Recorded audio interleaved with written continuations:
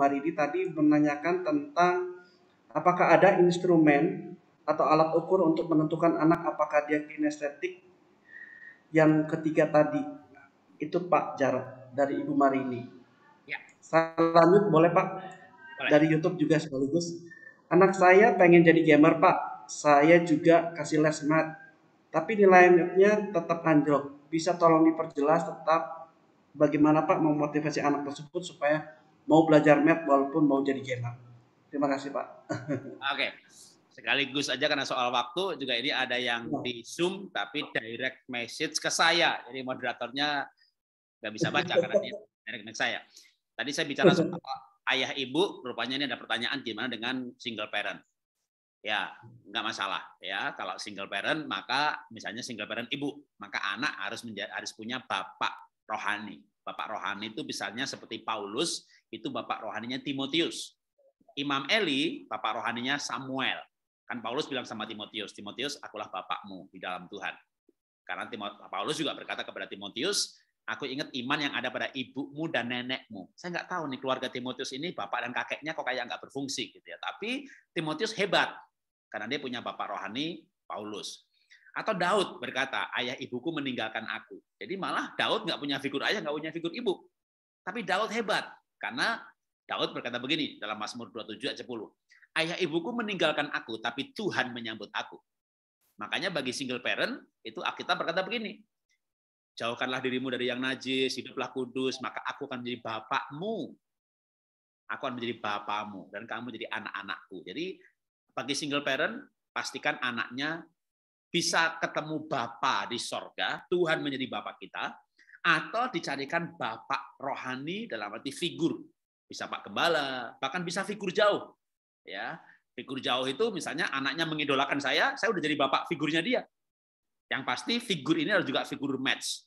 Kalau anaknya kayak Raja Wali, ya figurnya harus Raja Wali. Jadi kalau anaknya pendiam, carikan pendiam di muka bumi tapi yang hebat. Tuh nak, kamu bisa jadi kayak SBY itu, pendiam tapi jadi presiden. Gitu. Wow, anak saya nakal Pak, galak Pak. Nah, kamu bisa kayak Ahok, kayak Bu Risma kalau anaknya perempuan ya. Galak tapi hebat. Wah dia bener aku kayak dia, satu spesies. Aku bisa kayak dia. Aku bisa kayak dia gitu ya. Itu namanya figur. Ya, anaknya lah anak saya tuh nggak rapi Pak, kemproh, nggak bisa serius, cengengesan, nggak bisa disiplin. Gampang, kasih tahu anaknya, nak, kamu bisa kayak Pak Jarod. Nanti dia cari saya kan di Google, di YouTube, bener nih nggak bisa rapi, nggak bisa serius, cengengesan, ketawa melulu. Aku bisa kayak dia, gitu ya. Aku bisa kayak dia, artinya dia itu sudah jadi bapak rohaninya atau jadi ibu rohaninya. Jadi mencarikan figur yang match ya. Jangan anaknya pendiam, kamu terus banyak bicara, belajar ngomong, biar sukses, pinter gak banyak ngomong. Anaknya tambah stres, tambah merasa salah diciptakan, gambar dirinya rusak. Jadi kita harus memberikan dia figur yang match. Nah, pertanyaan berikutnya tadi adalah soal anaknya udah mau jadi gamer juga, tapi matematika di lesin nilainya jelek. Ya, harus sabar ya. Dulu anak saya itu hampir nggak naik kelas, menjadi ranking menjadi dapat beasiswa itu 9 tahun. Tapi dapat ranking itu 6 tahun. Eksponensialnya 2-3 tahun. Jadi kasih dia target-target yang achievable.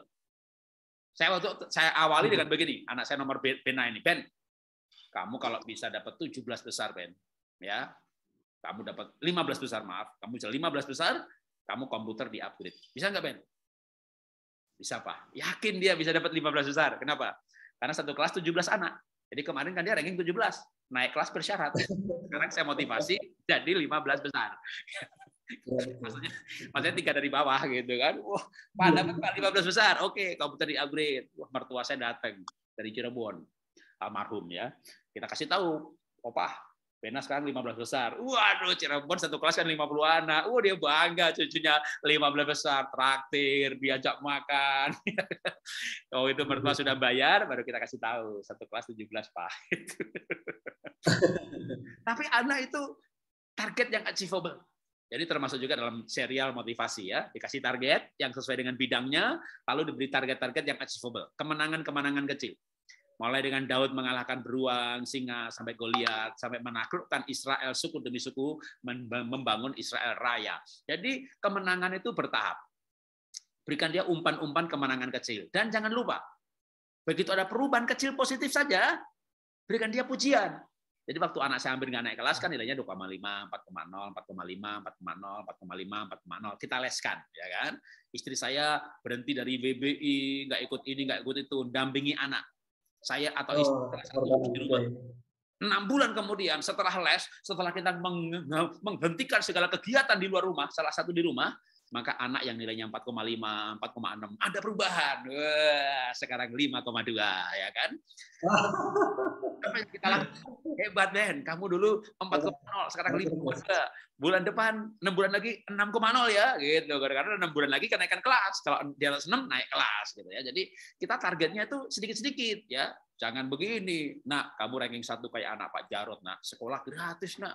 300 juta setahun, 8 tahun, Nak. Tiap bulan dikasih $1.000 selama 8 tahun, Nak. Kalau kamu ranking 1, Nak, kamu papa belikan iPad, iPhone, yang lain boleh semuanya. Gitu.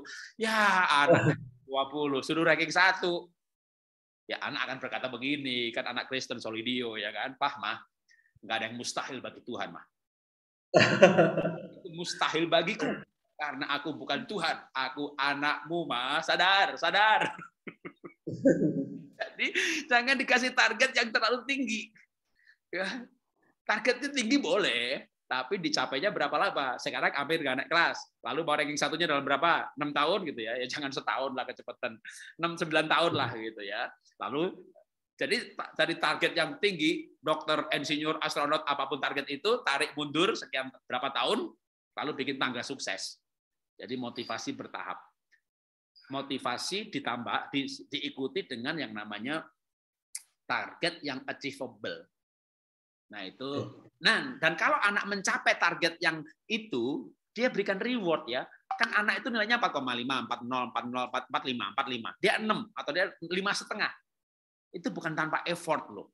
Tapi anak yang nilainya 4, jadi 4,5 itu perjuangan. Nah, waktu dia berjuang dan naik, ya gimana sih 4,5? Mama udah nggak ikutin kegiatan, dampingin kamu. Jangan. Harus dipuji. Hebat, Nak, tambah setengah. Besok 5 ya, gitu. Karena dia sudah merasa berjuang, tapi hasil itu kan, bodoh jadi pintar itu butuh waktu loh. Ini otak ini strukturnya harus dirubah. Jadi membuat anak pintar ini perubahannya banyak banget nih. Kalau belajar neuroscience nanti makin ngerti tuh. Wah, ada yang namanya sinapsis, yang namanya butuh ketekunan, konsisten, jangka panjang, ada peran motivasi di mana. Waktu saya jadi coach di Metro TV, saya belajar sinapsis mengenai perubahan otak, struktur otak. Waduh, ternyata nggak cepet tuh. Jadi Bapak Ibu jangan begitu anak berubah kecil aja, nilainya dari 4,5, 5,4, 5,5,5, 5,2, 6, 4 lagi. Udah ada perubahan, udah peluk dia, hebat. Yuk kita makan bareng ya, kita rayakan. Naik 1 digit gitu ya. Jadi yang penting naik kelas dulu. Dulu saya target saya itu pokoknya yang penting naik kelas dulu. Jadi 6 naik kelas. Alhamdulillah. Haleluya. Jadi waktu anak saya dulu naik kelas, saya senangnya minta ampun. Senang banget. Karena bagi saya, anak saya naik kelas bersyarat, itu waduh, kalau dia betul-betul nggak naik, itu akan dikembalikan kelas 1. Nggak terbayang tuh orang-orang ngomongin, Pak Jarod, yang nulis buku parah itu gitu. Ternyata anaknya nggak naik. Makanya waktu dulu anak saya naik itu, kayak, ya, senangnya minta ampun. Kayaknya lebih senang daripada waktu dia dapat beasiswa. Karena dia naik itu senang banget. Karena berangkat dari naik bersyarat. Loh, kelas 2 SD masih les nulis, gimana sih gitu ya. Tapi perubahan itu awalnya pelan-pelan banget. Sampai nanti dia eksponensial. Jadi Bapak Ibu harus kuatkan jantung yang kuat, jangan putus dulu ya. Supaya nanti waktu anaknya berhasil, kita masih hidup gitu. Semat yang kelima itu tough. Tough itu maksudnya jangan mati dulu gitu ya. Jadi lihat perubahan yang pelan-pelan itu kuat. Perubahannya pelan-pelan banget. Tapi yang penting berubah, yang penting ke arah positif. Jadi tambah pintar itu nggak gampang. Ya, yang gampang itu tambah jelek. Dia main game nggak sekolah udah nilainya pasti jelek. Dari 4 ke 4,5 itu susah banget. Dari 5 ke 5,5 itu susah banget. Tapi nanti ada saatnya dari 7 ke 9 itu gampang. Itu saat eksponensial namanya ya. Jadi dalam segala hal tuh begitu. Mau turun berat badan ya kan? Turun 1 kilo pertama susahnya minta ampun. Berikutnya tiap bulan 1 kilo. Jadi segala sesuatu yang pertama itu susah. Itu wajar ya. Oke, Tuhan berkati.